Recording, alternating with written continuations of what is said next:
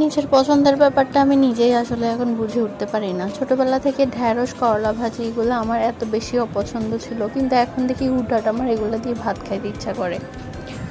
তো আজকে চিন্তা করলাম ঢ্যাঁড়স ভাজি না করে ভাত খাবোই না, আর মুচমুচে করলা ভাজি ছাড়া ভাত খাবোই না।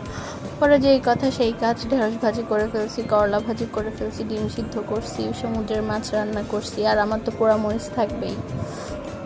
পোড়ামরিচ ছাড়া তো আমার কোনোভাবে ভাত গলা দিয়ে নামবে না। মাখায় মাখায় পোড়ামরিচ দিয়ে ভাত খাওয়া, আহা সেই কি মজা, অমৃত আমার কাছে মনে হয়।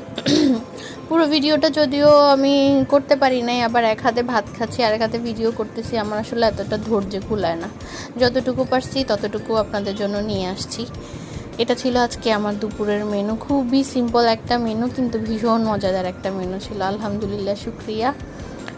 যদি ভিডিও ভালো লাগে তাহলে জানাবেন, ইনশাআল্লাহ পরবর্তীতে